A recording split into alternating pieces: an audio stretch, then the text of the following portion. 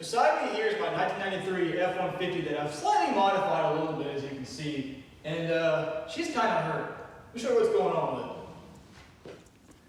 So yeah, this is my 93 F-150 that I built a 5.0 and put a T5 behind it about a year ago, actually, a little over a year ago. And as you can see, the T5 is out of it, which means it's got some problems. So ever since I built this truck, it always grinded second gear shifting into it, and it made it horrible to drive.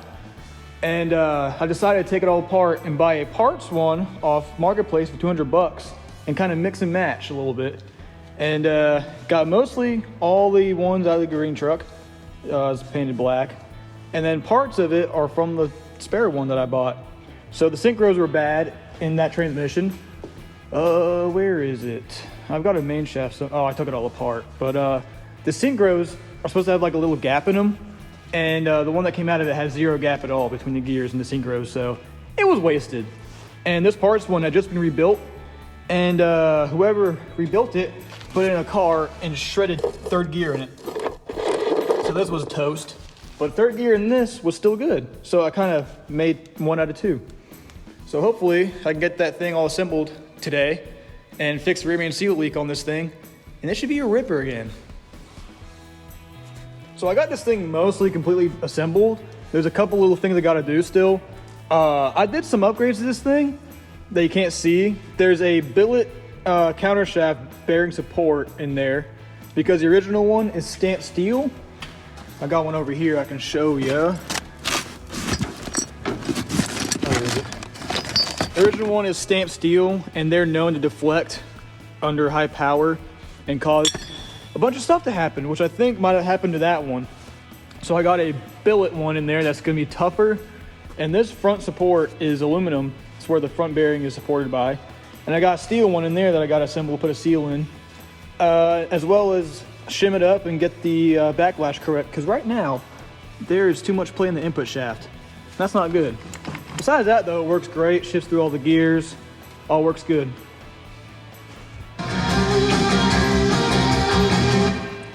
Alright, got this old bearing race out of the old front housing, and of course playing the best song ever, Freebird. I'm gonna transfer the original shim and the bearing race to the steel one, put it together and see what the end play is like, see if it's perfect, see if it's not. I don't know. Because I used the original shim for that billet retainer, and it was perfect. Spot on. So let's see if I get lucky again. I only got 2 bolts in there right now, but that's good enough for mock-up purposes. But wouldn't you believe it, I actually got lucky with the original shim. There's no play in the shaft anymore, and it still turns smoothly. Which that tells me that this one and that stamped steel retainer for the countershaft was probably warped, because I had both this and that stamped steel countershaft support in there. And both the input shaft and the counter shaft had play in it and movement. You saw it in the last clip there.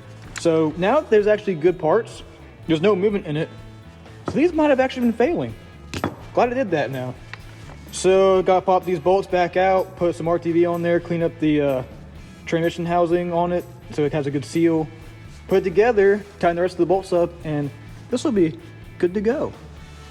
All right, so it's been a few days now, and it's still cold outside, as you can tell. I'm dressed up pretty warm. But I got the transmission all assembled, got the input shaft in, all shimmed up. Now I'm just working on getting this flywheel off so I can do the rear main seal. So that's what I'm starting on today. All right, so I just got 6 12-point bolts to take off, and then this flywheel will come straight off. So I can get this rear main seal, because it's pretty juicy down there and it's been leaking, so I need to get that bitch changed out.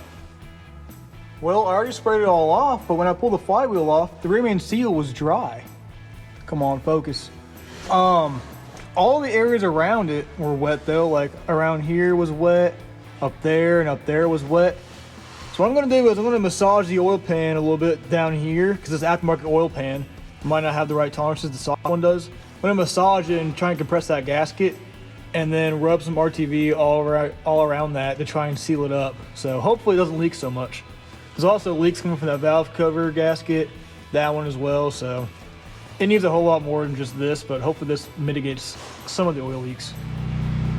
Well, I'd be lying if I said it was the prettiest thing I ever did, but hey, if it works, who cares? No one can see it anyways. Holy shit, my phone is bugging out. So yeah, now I just gotta clean off the shim plate, put all that together, and put the transmission back in. Hell yeah. Alright, just got it all buttoned up, got the flywheel on it, got the shim on it, and the clutch and pressure plate. And yes, that is an old input shaft that I'm using as a flywheel alignment tool. And yes, it's redneck as fuck, but I don't care, because it worked. So, yeah. I lost the original alignment tool somewhere, don't know where it went, but that works. So now, stop the bell housing back on, get the transmission back in, should be driving. Hell yeah. Alright, currently to the point of sticking that transmission back in its hole. That sounded wrong, but we'll go with it. Got the old bell housing on, clutch in there, clutch fork, all that shit's in there, greased up the way it should be. So now it's got to struggle putting that thing back in, which I am gonna not record that because there's gonna be a lot of choice words in there, and I just don't want to put that on film for y'all. So see how this goes. All right, transmission is in, as you can see, and I would be lying if I said that went well and it was easy to do, but it's in. So now I just got to put the shifter back in, the cross member, all the little things, and then she'll be good to go. Could be ripping. Unfortunately, it's all snowy outside and there's salt on the road, so it'll be a little while till I can drive this thing, which sucks, but it is what it is. Fuck yeah, let's get this finished out.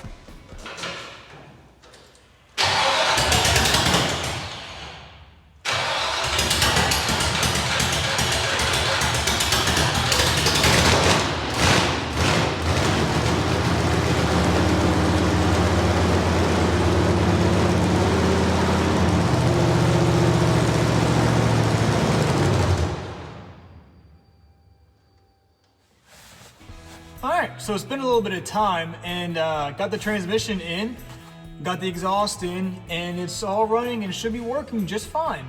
Now, I was about to put the shifter back on, which is this guy right here, and I thought to myself, this all thread works, but it's really not the best for shifting.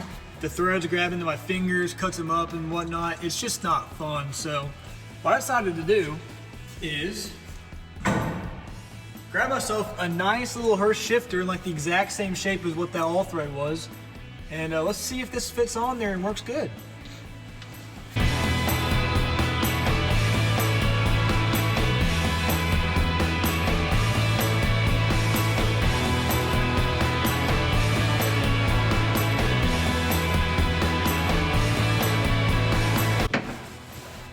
Alright, just got her on there, tightened down, see how she feels. Oh man, that feels way better than before. It is nice and solid, direct. Definitely worth the purchase. Now this shifter's great and all, but I can't just leave a big old gaping hole right there. So I got myself a little shifter boot kit. I'm gonna work on installing that guy. The challenging thing about doing that is it's not straight across. It's got this flat part, then it dips down, and then back up to this flat part back here. So I don't have a flat mounting surface, which kind of sucks. I'm not sure if I want to like make a piece of metal that goes across here that kind of boxes it in or what. Not sure what I'm going to do yet, but I'm sure I'll figure something out. God, that thing's sexy.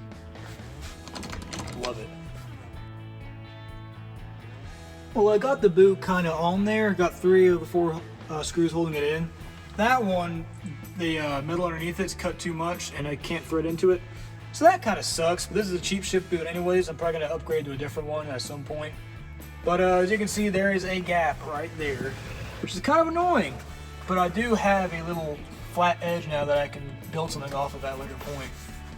I say later because I want to drive this thing. It's been too long I haven't driven it, and I want to see how that transmission does. So let's put all this away, go give it a shot.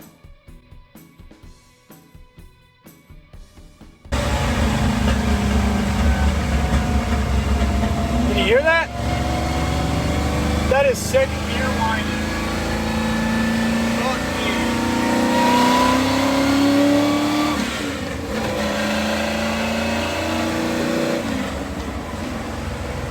At least the rest of the transmission works fine. Damn it!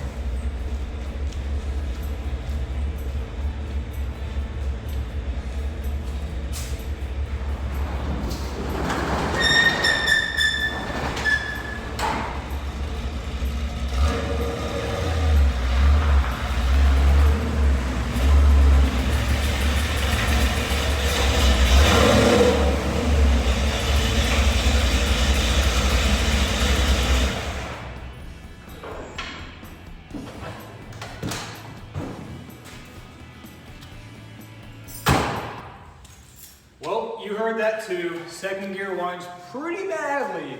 Badly enough to be really concerned about it. So that transmission's got to come back out again, unfortunately. Damn it.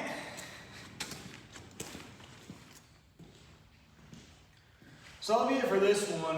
We got quite a bit done to this thing. It actually drives now. It's got all the gears, doesn't grind when it shifts anymore, which is fantastic. The only bummer is it winds in second gear, but after doing the shifter boot and getting all that squared away, it's not too loud inside anymore, so I might just leave it the way it is and see what happens. Fuck it, we ball, right? So anyways, hope you all enjoyed. Hit subscribe if you want to see more shit like this, because I'm going to be working on this a hell of a lot more in the future, as well as my other projects. I got an old 80s F-150 to work on, a 60s boat motor that's right there I'm working on currently. So yeah, there's a whole lot in store for this channel, so see you soon.